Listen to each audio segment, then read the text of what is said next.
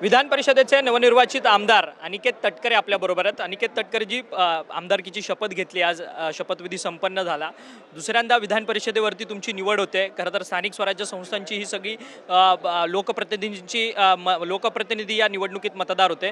किती आव्हानात्मक होतं खरं तर, तुमची निवडणूक बिनविरोध झाली, परंतु ज्यावेळेस निवडणूक जाहीर झाली त्यावेळेस मात्र महायुतीतलेच अनेक पक्ष जे आहेत ते निवडणूक लढायला इच्छुक होते आणि त्यानंतर ही बिनविरोध निवडणूक।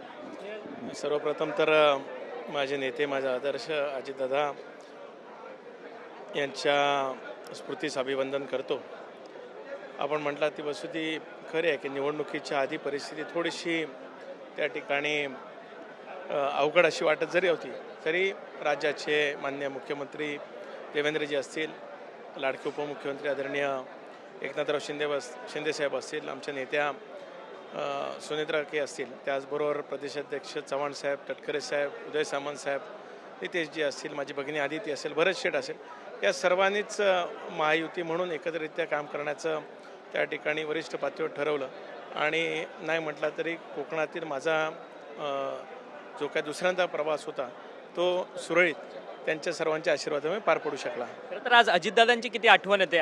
वडील तर तुमचे आहेतच तुमच्यासोबत, परंतु अजितदादा देखील तुमच्यावरती मुलासारखं प्रेम करायचे।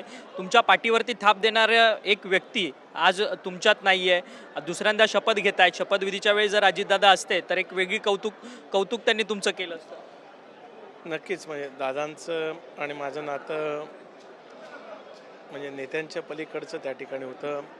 मुलाप्रमाणे नेहमीच मला असेल, आदितीला असेल किंवा माझ्या मुलांनासुद्धा नातवंडाप्रमाणे प्रेम दादांनी नेहमीच दिलं। त्यामुळे आज दादांची उणीव सभागृहात दादा गेल्यानंतर पहिल्यांदा येत असताना माझ्यासाठी सुद्धा भावनिक क्षण होता। त्यामुळे सुरुवातीला येताच दादांना नतमस्तक झालो आणि दादा सोबत आहेत असा विश्वास घेऊन पुनश्च सभागृहामध्ये प्रवेश केला। त्यांनी दिलेल्या सिद्धांतांवर, त्यांनी दिलेल्या विचारांवर निश्चितच प्रामाणिकपणाने काम करण्याचा मी प्रयत्न करेन। खरं तर या सगळ्या निवडणुकीमध्ये शिवसेनेची सगळ्यात महत्त्वाची भूमिका होती। महेंद्र दळवी यांनी काल तुमच्यावरती टीका केलेली आहे की खरं तर जर आम्ही साथ दिली नसती तर अनिकेत तटकरे हे जिंकून आले नसते। माझा उमेदवार घरातला जुईली दळवी जर दिली असती तर अनिकेत तटकरे कदाचित निवडून आले नसते। अशा पद्धतीची टीका जी आहे ती तुमच्यावरती महेंद्र दळवींनी केली। दळवी साहेबांनी काय बोलायला हा त्यांचा अधिकार आहे, पण मगाशी मी सांगितल्याप्रमाणे मी आदरणीय एकनाथराव शिंदे साहेबांचे मनापासून पुनश्च आभार व्यक्त करतो की त्यांनी महायुती म्हणून उमेदवार म्हणून मला त्या ठिकाणी आशीर्वाद दिले।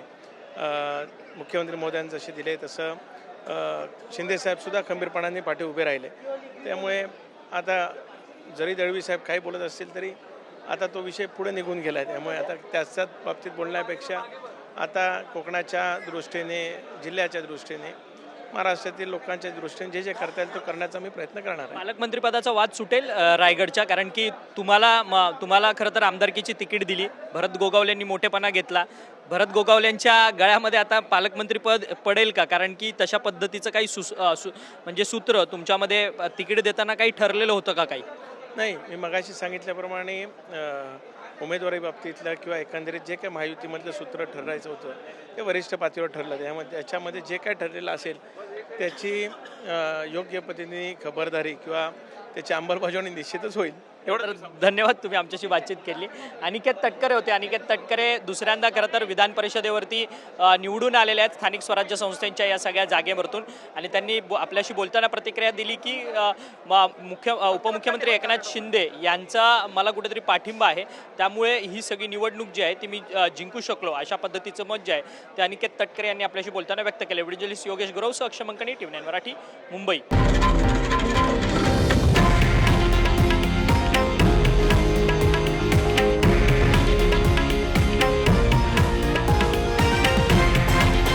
हे आहे देशातील नंबर 1 न्यूज नेटवर्क आणि आपण पाहत आहात TV9 मराठी, एकमेव।